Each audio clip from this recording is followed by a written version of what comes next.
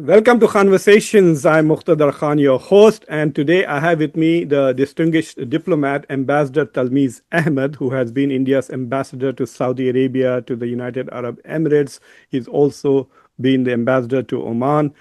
He is also a prolific scholar and a writer. He has written 4 books, frequently comments on international affairs in global media. I have with me one of his books here, which I use in my undergraduate classes. It's called West Asia at War. I think this is your last book so far, Yes, Ambassador Saab. So I recommend it to those of you who want to look at the Middle East from the East. I think that's one good way of from describing the non-Western perspective. from a non-Western perspective. It is quite illuminating. A couple of my students actually borrowed it and they found it very interesting. They said, "Oh my God, the world looks so different from the other side." I said, "Yes, it's Absolutely correct. yeah." So thank you very much for writing that book. So, do you think India is risking its irritating the U.S. administration by trying in various ways, in a sort of passive aggressive fashion, to deny the role that the U.S. has played in the ceasefire because it wants to maintain the facade that everything between India and Pakistan is settled through bilateral means, and therefore this acknowledging the U.S. role in some way diminishes I don't know, India or Prime Minister Modi's importance.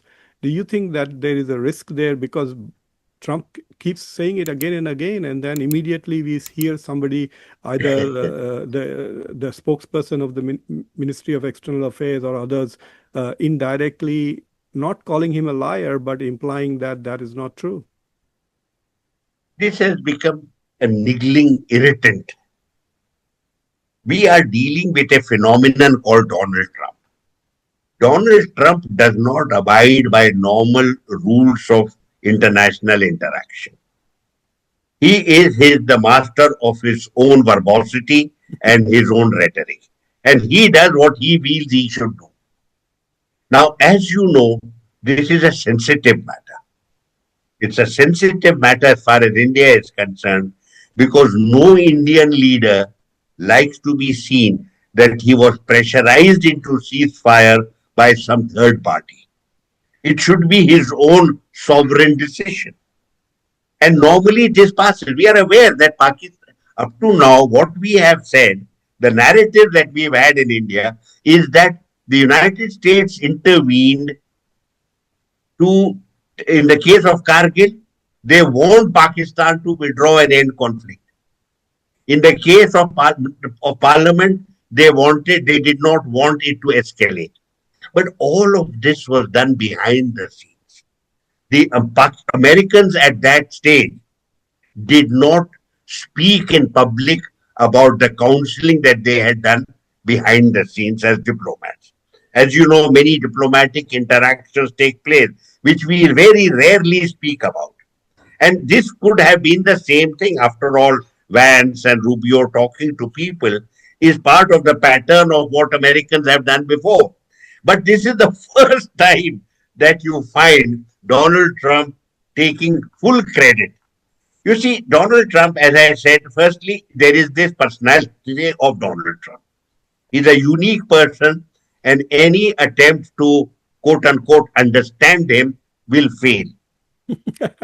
But at the same, this is we have to accept that he's a phenomenon, and the phenomenon now he has no interest whatsoever in the fact that his remarks are causing very deep embarrassment in New Delhi and to his good friend Mr. Modi, because as I said, these are things that are done behind the scenes. Neither Vance nor Rubio have taken credit for their intervention. But because they are friends with both countries, they did what American diplomats have done over the last 25 years. So this is the only thing. I don't think it is harming bilateral relations. He has said it as many times as he wishes. Most of us in India now think this is what Donald Trump does. Let's get on with it. I think the ceasefire today is not a major issue. When it happened, it took many sections of Indian opinion by surprise, particularly those who were part of the jingoistic element, and and who had been persuaded that India is going to destroy Pakistan once and for all. They were shocked when the ceasefire was announced, and they, in fact, trolled the foreign secretary. But 2 days later, Prime Minister Modi spoke in the public domain and set out certain basic points as far as India is concerned. Those have become much more important than President Donald Trump's tweets or taking credit here and there. There's 2 points that Prime Minister Modi has made are very important. Number one, that an act of terror will be deemed to be an act of war and will be responded to accordingly. And second point that he has made, and I think this is an oblique reference to the fact that there might have been a concern expressed from Pakistan to the Americans, or the Americans independently arrived at that conclusion that there could be an escalation that would involve nuclear weapons as well. And they might have mentioned it. Possibly, that whatever it is, Prime Minister has made the point that in future, considerations of nuclear restraint will not influence our actions. This is an important point, and this is the one that needs to be addressed.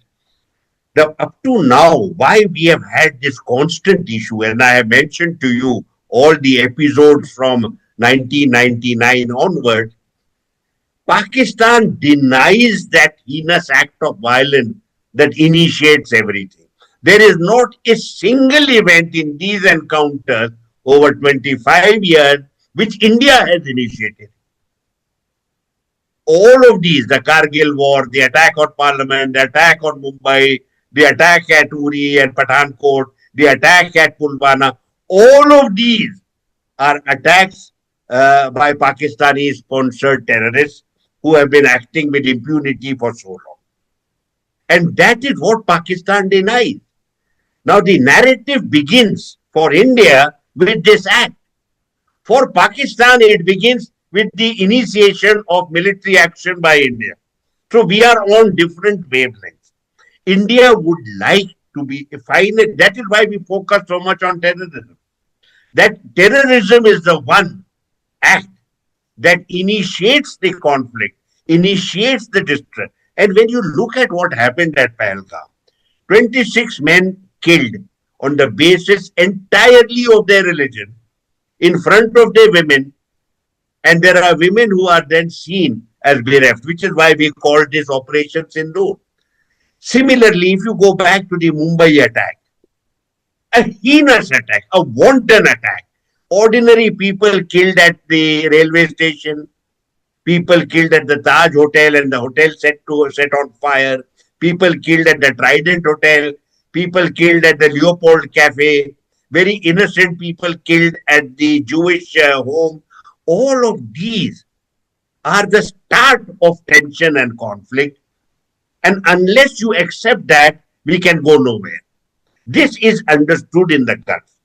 It was not earlier. I have admitted to you frankly that, but once Mumbai happened, I had no difficulty in persuading my interlocutors that this is a state that sponsors jihad. Ambassador Talmiz Ahmad, thank you very much for sharing such a detailed analysis of the region, the role of the Gulf in Indo-Pak relations and regional security. As always, you have been very frank and candid and full of information, analysis, and insight. Thank you very much for joining me today on Khanversations, and I look forward to engaging you in the near future again. Thank you very much, Professor, and all good wishes to you.